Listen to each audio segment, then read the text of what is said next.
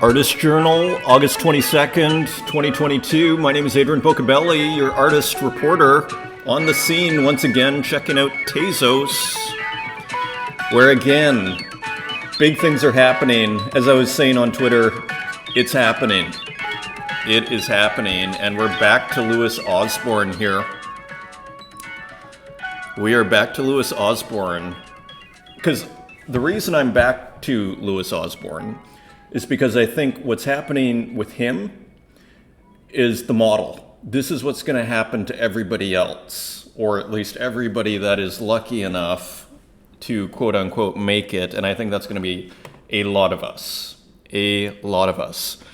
So, yeah. And so a couple of things. Actually, first of all, he put out Louis Osborne. And for those that don't know, he's been kind of blowing up. If you didn't watch that episode, we're on day 4 of videos. And what I'm trying to do here is normalize this in my brain so that I don't even think about it. And it's a part of my routine, and I hit record and I just kind of report. And it's like a journal, it's a diary of sorts where basically, again, I check out what's going on in the world, talk about the world, which to me is kind of the Tezos, which is a lot of my time. Someone was commenting, I love all the tabs that are up in your Chrome, and I just had to laugh because here they are again. And yeah, like, welcome to my digital life. My girlfriend, she's like, you're in the metaverse like half the time here. You and my son are in the metaverse. Anyway, so I'm trying to make this a habit. So here we're back because there is something to talk about every day here. The NFT scene, it's a fast moving scene. So first of all, he puts out his one of one. And again, why do we care? This is the model. This is what we can come to expect for our other artists that blow up on this ecosystem. So that's why this is a case study, okay? So it's well worth our attention. So he puts up a one of one yesterday. He's been doing really well. He kind of blew up about a week ago. And yeah, on the 20th of August, today's the 22nd. So I guess he put it up on Saturday, 2:53 a.m. my time. Gets an offer right away for 150 and I think it was a 24-hour auction. I think so. Yeah, because yesterday, I don't know how long, it was 1 or 2 days. Anyways, he ends up getting at 1:47 in the afternoon yesterday, Berlin time, he gets a 2,000 Tezos bid, which anybody who's been buying and selling on Tezos in the last little while knows that that is a big amount, especially for, Louis Osborne. So that was interesting. Again, it's back to this idea that there is a wave, and they're starting with Louis Osborne, maybe with others too that I don't know about. Feel free to leave a comment if there's other artists that you guys are like, yeah, check this out. Haiti up to no good again. So feel free to leave comments of other artists if you're seeing something else where we can kind of pool our knowledge a little bit with this very small, and I'm totally cool with having this small audience. But I was thinking to myself also, if I keep doing this, like, it's not going to be small for long, and and that's great too. That's good for me. That's good for everybody. But let's enjoy again, like I say, enjoy the cheap times while they last. Because, my friends, what's going to happen is what happened to this. We're not going to be able to afford Louis Osborne's work anymore. Okay? Then he released this. Let's just go to the activity page. Let's look at the chronology of events here. Because this was released, 25 edition, on August 19th, so the day before. So we're talking Friday. And if you look at the history on this thing, I used to buy Louis Osborne's works. Like, I bought this is Moving Cities 4. I bought 1 and 2 for something like 3 Tezos. Now, if you want to buy Louis Osborne's Moving Cities 4 and maybe kind of complete your collection or keep your collection, well, this is what it's going to cost you. If we go to the history here, look at this history. I mean, it's like a book. So he mints it, and at 12:43, within 2 minutes, he's got a 30 Tezos bid. And you see this 30, 25, 10, 30, 100, 31, 20. So 40. So it gets a ton of offers. Again, this guy's blown up, obviously, right? Canceled offer. So finally, like, look at all these offers, 55, 42. It's like a mania. And that's the power of art as an investment, okay? Like, yes, we are being good members of society by buying art, but these are not terrible investments, my friends, especially when we're getting it this cheap. And that's why I keep saying, like, enjoy it while it's cheap, because what's happening with Louis Osborne here, look at all these offers.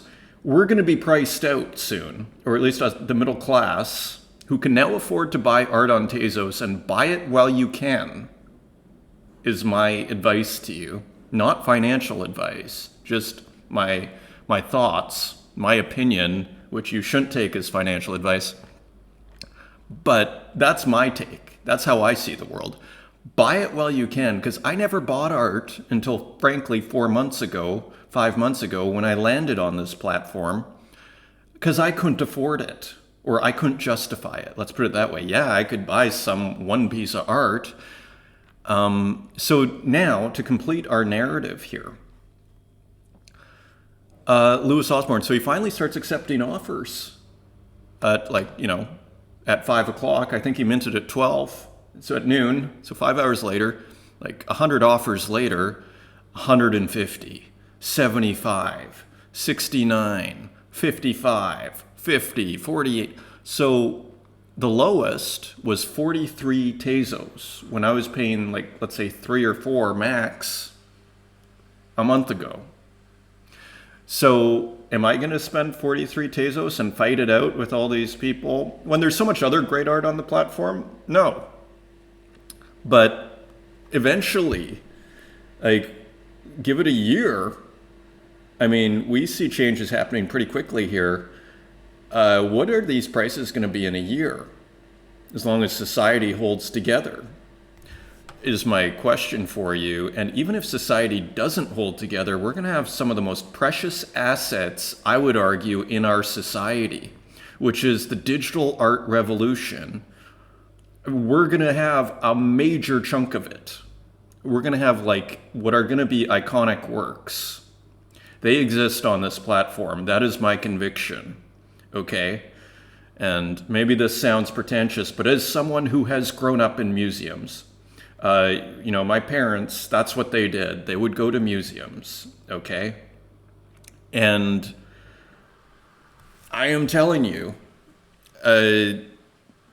yeah, so that's my conviction on this. And what I'm saying is we're going to be priced out really quickly here, because I'm already priced out. Yeah, technically I can afford a Louis Osborne work, but I don't want to pay that much. And the whole reason I started buying art is I couldn't believe how cheap it was. Like, yeah, hell, I'll give you $5 for your piece of art.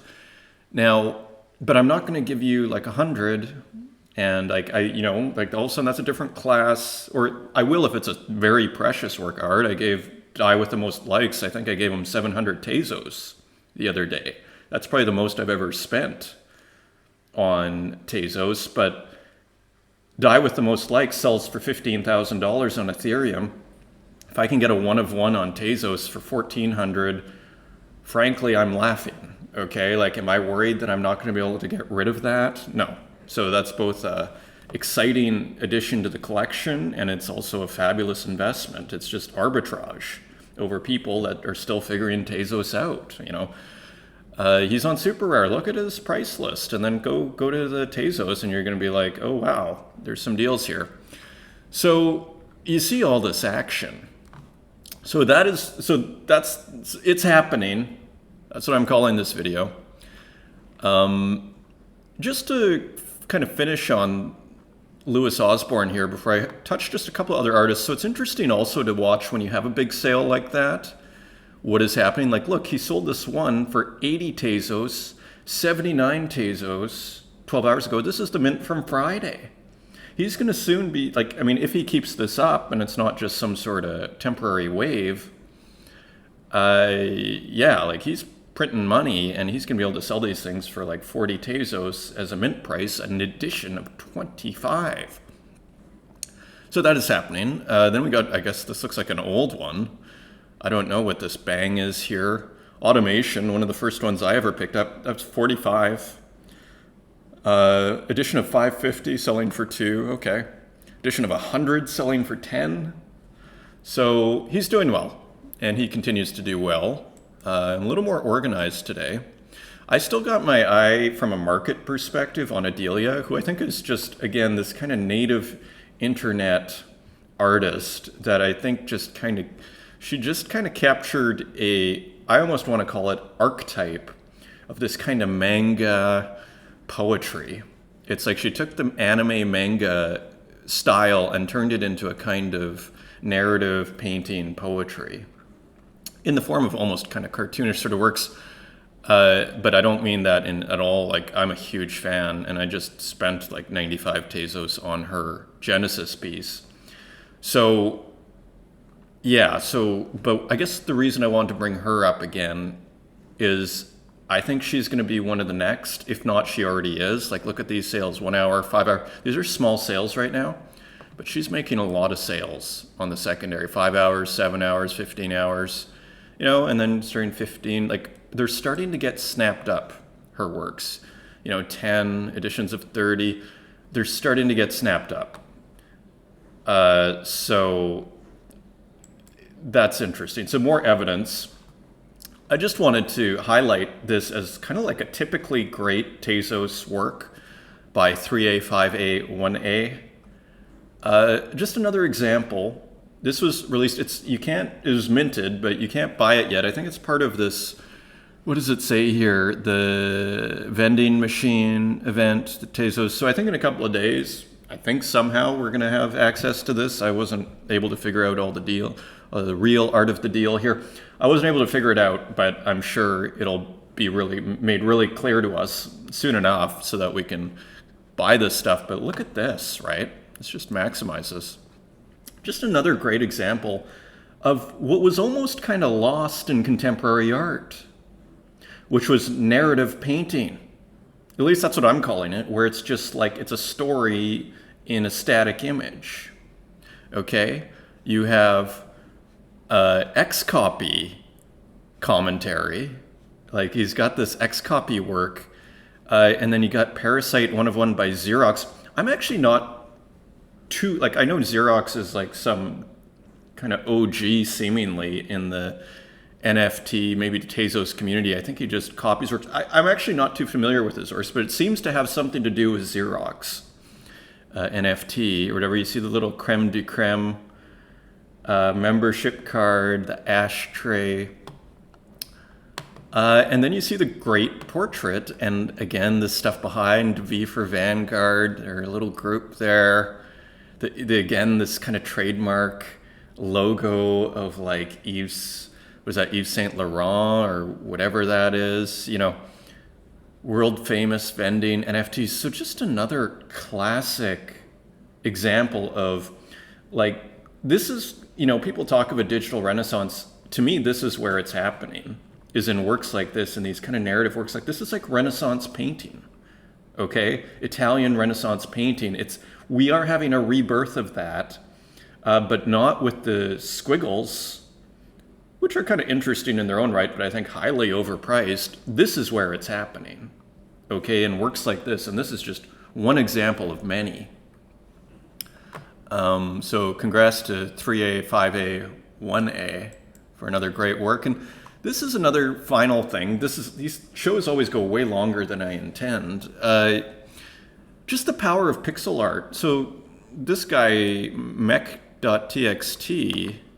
I just kind of recently discovered through Twitter, and he put offers. He just said, everybody put a 1 Tezos offer, and I'll randomly pick using some random machine on Tezos. And he got so many offers. Look at all these offers that are still kind of open. And now it's selling for 9 Tezos. And I guess my point is pixel art is very popular. Like if you want to get on the fast track on Tezos, I think you just start putting out some pixel art. I kind of always plan to, like, why not? We all love it. Okay, like why not have a pixel art series? I did a fun series on 8Badoo, which actually did quite well for me in the real world. I didn't really sell many of the NFTs, but I sold actually a ton of the prints. Maybe not a ton, but several, and there was a lot of interest, and there's actually more interest.